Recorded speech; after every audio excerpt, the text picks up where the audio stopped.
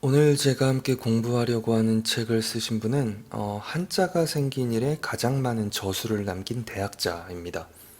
74년간 살면서 500권이 넘는 책을 쓰셨고요. 그러니까 한두 달에 한 권씩 책을 출판한 셈입니다.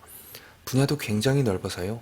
지금 기준으로 보면 정치, 경제, 행정, 법, 의학 뭐 거의 다루지 않은 분야가 없습니다. 이분은 바로 조선 후기를 대표하는 최고의 천재, 경세재민, 즉 세상을 잘 다스려서 백성을 고난에서 구제한다. 이것을 위해 노력했던 당대 최고의 인본주의자, 바로 다산 정약용입니다. 흔히들 다산하면 이제 일표 이서, 그러니까 경세유표와 목민심서, 흠음신서 이렇게 세 작품을 필독서로 얘기하는데요. 사실 저 세 권의 책은 뭐 한문 원문은 물론이고요. 번역서의 경우에도 초심자, 그러니까 저 같은 초심자가 집중해서 읽을 수 있는 성격의 책은 아니라고 저는 생각합니다. 일단 내용 자체도 솔직히 말해서 어렵고요. 다루는 내용이나 토대가 되는 개념이 이제 당시의 시대 상황이 기준이기 때문에 지금 우리로서는 학술적인 연구의 대상은 될지 몰라도 뭐랄까 가벼운 마음으로 인생의 교훈을 얻기 위해 읽기는 조금 버거운 책들이라고 생각합니다. 그보다는 이제 다산과 뭐랄까요? 이제 마음과 마음으로 대화하기에는 역시 유배지에서 보낸 편지, 이 책이 가장 좋지 않을까 생각했습니다. 이 책은 정약용이 1800년부터 18년간, 1818년까지 신유박해로 정조사후에 귀양살이를 했던 시기에 두 아들 그리고 자신의 형에게 보낸 편지로 구성되어 있습니다. 그리고 귀양 이후에 제자들에게 보낸 당부가 이제 일부 더해져 있고요.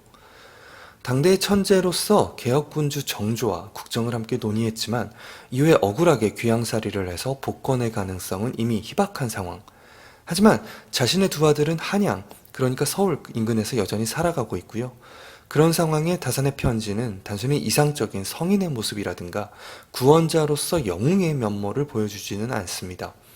그보다는 절망 속에서 하루하루를 버티면서요. 세속적 한계, 그리고 자신의 삶의 이상향 사이에서 줄타기를 하면서 그럼에도 끊임없이 정진해 나가는, 공부하는 사람의 모습이 드러납니다. 그리고 그렇게 뭘까요? 진흙탕 속에서도 끊임없이 정진하는 철인의 모습에서 저는 어떤 희열을 느끼게 됐습니다. 어쩌면 지금 우리도 각자의 조그마한 공간 속에서 반강제적인 유배 생활을 할 수밖에 없는 그런 힘겨운 시기가 아닌가 생각을 하는데요. 그래서 더욱 이 유배지에서 보낸 편지라는 책이 저에게 울림이 있지 않았나 생각했습니다. 책을 읽으면서 다산이 중시했던 것, 당부했던 것들을 몇 가지 주제별로 간단히 정리해봤는데요. 첫 번째는 무엇보다 책 읽기입니다. 다산은 편지에서 패족으로서 잘 처신하는 방법은 오직 독서하는 것 한 가지밖에 없다. 독서라는 것은 사람에게 있어서 가장 중요하고 깨끗할 일일 뿐만 아니라 호사스러운 집안 자제들에게만 그 맛을 알도록 하는 것도 아니고 또 총구석 수재들이 그 심오함을 넘겨다 볼 수 있는 것이 아니기 때문이다. 이 이야기는 독서를 통해 얻을 수 있는 것이 가난한 자와 부유한 자의 차이가 없다. 나아가서 조금 고생을 해서 인생의 쓴맛을 본 사람이 그래도 책을 읽을 약간의 여유 정도는 있는 사람이 진정한 독서의 기쁨을 알 수 있다 정도로 이해를 했습니다. 다산의 구체적인 독서법은 같은 제목의 책도 있는데요. 초서 독서법이라고 합니다. 이미 잘 아시는 분도 많을 텐데요. 한마디로 말해 메모와 사유, 정리를 활용하는 적극적인 독서법이라고 할 수 있겠습니다. 다산의 말을 보면요. 마구잡이로 그냥 읽어내리기만 한다면 하루에 100번, 1000번을 읽어도 읽지 않은 것과 다름이 없다. 무릇 독서하는 도중에 의미를 모르는 글자를 만나면 그때마다 널리 고찰하고 세밀하게 연구하여 그 근본 뿌리를 파헤쳐 글 전체를 이해할 수 있어야 한다. 라고 말합니다. 그리고 그 각자의 정보를 주제별로 잘 정리해서 적절하게 인용하고 평가하고 자신의 학설을 붙임으로써 자신의 새로운 책을 쓸 수 있다. 이런 것이 다산의 생각입니다. 그렇다면 이제 어떤 책을 봐야 할까요? 아까 다산이 나라를 잘 다스려서 백성을 고난에서 구제하는 경세재민의 학자라고 말했는데요. 역시나 다산이 권하는 책은 이런 겁니다. 바로 세상을 구한 책들이죠. 옛사람들이 나라를 다스리고 세상을 구했던 글들을 즐겨 읽도록 해야 한다. 마음에 항상 만백성에게 혜택을 주어야겠다는 생각과 만물을 자라게 해야겠다는 뜻을 가진 뒤라야만 바야흐로 참다운 독서를 한 군자라 할 수 있다. 좋은 말입니다. 두 번째로 다산의 당부는 말과 행동, 특히 말을 조심하라는 겁니다. 이건 정약용 스스로가 피해족으로서 주변의 시선을 신경 쓸 수밖에 없는 상황과도 관련이 있는 것 같습니다. 다산의 말을 보면요. 비록 고관대작들이라도 그가 한 말을 공평하게 검토해보면 10마디 중 7마디가 거짓말이더구나. 이제부터라도 거짓말을 안 하도록 온 힘을 써라 라고 당부합니다. 언제나 그랬던 것 같긴 하지만 특히 페이크뉴스가 난무하는 지금 이 시절에 더 절실한 말이 아닌가 생각합니다. 같은 맥락의 말인데요. 하나 더 보면요. 뜻이 본디 야비하고 더러우면 억지로 맑고 고상한 말을 하여도 조리가 이루어지지 않는다 라고 말했습니다.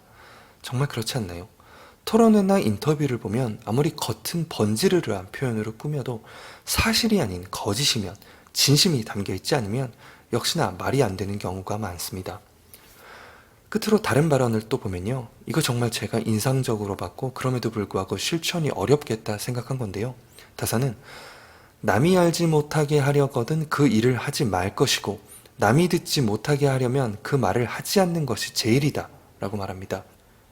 쉿, 이거 너만 알아 라는 식으로 얘기하거나 분명히 나쁜 얘기인 걸 알면서도 상대방의 귀에 들어가지 않으리라 생각하면서 말하는 태도, 저도 많이 반성했습니다. 마지막으로는 삶의 태도인데요. 검소함과 청렴함, 간결함, 요새 말로 보면 미니멀리즘 이런 거죠. 귀양 생활을 하다 보니 어쩔 수 없이 여유롭지 않은 상황에 처하게 되는데요. 그것에 불만을 갖기보다는 거추장스러운 것을 버리고 대신 공부하며 끊임없이 노력하자 이런 겁니다. 사실 조금 과장된 표현이나 그대로 공감하기 어려운 표현도 있는 것은 사실인데요. 그래도 고개를 끄덕이게 하는 부분이 많습니다. 예를 들어 음식이란 목숨만 이어가면 되는 것이다. 아무리 맛있는 고기나 생선이라도 입안으로 들어가면 더러운 물건이 되어버린다. 삼키기 전에 벌써 사람들은 싫어한다. 다이어트에 참 좋은 말 같은데 마음대로 안 되죠. 또 이런 말도 있습니다. 참으로 술 맛이란 입술을 적시는 데 있다 라고 말합니다. 이게 이제 술 작작해라 라는 건데요. 아마 정조가 워낙 술을 좋아했는데 다사는 술이 약해서 힘들었을 거라는 얘기가 많습니다. 그런 게 반영되지 않았나 싶어요. 정약용의 표현에는 다른 의아한 부분도 많이 있습니다. 어쩌면 정약용답지 않은 글로도 느껴지는 부분인데요. 예를 들어 한양, 서울에서 꼭 살아야 한다 이런 얘기가 조금 유명합니다. 정약용이 자식들에게 문명세계를 떠나지 말라면서 벼슬길이 끊어지면 빨리 서울 가까이 살면서 문화의 안목을 잃지 않도록 해야 한다 라고 말합니다. 지금 말하면 곧 죽어도 서울에서 살아야지 라는 의미가 되어버려서 별로 바람직한 표현으로 보이지는 않습니다. 또 가난의 사회적 의미를 무시하는 부분도 있죠. 예를 들어 내가 보는 관점으로는 굶어 죽는 사람은 거의가 게으른 사람들이더구나. 하늘은 게으른 사람을 싫어해서 모두 몰살시키려는 것이다 라는 발언도 있습니다. 그런데 이런 내용은 당시 정약용이 실학자로서 세상을 더 나은 곳으로 바꾸고자 했던 고상한 이데올로기로서가 아니라 실제 먹고 사는 문제에 천착했던 사람이라는 점을 고려해야 할 것 같습니다. 또 그가 그런 국정 운영의 중심에 있던 상황에서 귀양살이를 하게 된 점, 이런 정약용의 특수한 상황도 봐야 하는 것 같아요.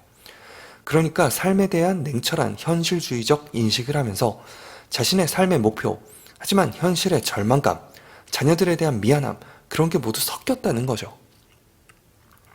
실제 그는 책 여러 곳에서 아이들이나 제자들에게 가난, 돈에 너무 연연하지 말라는 말을 하면서도 한편으로는 생활수단으로서 목축이 낫다, 다른 뭐가 낫다, 이렇게 생계를 꾸릴 방법까지 자세히 가르쳐주면서 권합니다. 어찌 보면 이중적인 모습을 보여주는데요. 저는 그게 실학 연구자로서 정약용이 자신의 학문과 삶을 최대한 일치시킨 것이라고 평가하고 싶습니다. 다만 절반쯤 농담으로 얘기하자면 딱 하나 불만이라고 하면 불만이라고 얘기하기까지는 좀 그렇고 긍정평가를 하기는 살짝 조심스럽다인 것은 정약용의 두 아들인 정약연과 정약유에게 아버지는 과연 어떤 사람이었을까 하는 부분이었습니다. 장남 정약연은 정약용의 학문을 승계한 인물이고요. 문화사적으로 유명합니다. 차남 정약유는 고전문학 교과서에서 배웠던 농가원령가를 지은 인물로 잘 알려져 있습니다. 천재학자와 그리고 금슬 좋은 그의 아내가 수제 아들들을 키운 셈인데요. 솔직히 아들들로서는 효행이 절대적 가치였던 당시 시대 상황을 고려해도 넘을 수 없는 아버지의 존재가 거대한 벽으로 느껴지고, 또 끝없는 아버지의 당부가, 이 당부가 당부를 넘어서 잔소리로도 들리면서 혹시 조금 듣기 싫지는 않았을까, 그런 생각도 조금 하기는 했습니다. 끝으로 책의 마지막을 보면 고을을 잘 다스리는 방법을 고사를 인용해서 이제 정약용이 6글자로 설명하는데요. 그 6글자가 뭐냐면요. 그건 책을 보시면 알 수 있습니다. 오늘 공부는 여기까지입니다. 들어주셔서 감사합니다. 이상 행복한 개미의 책 읽기였습니다.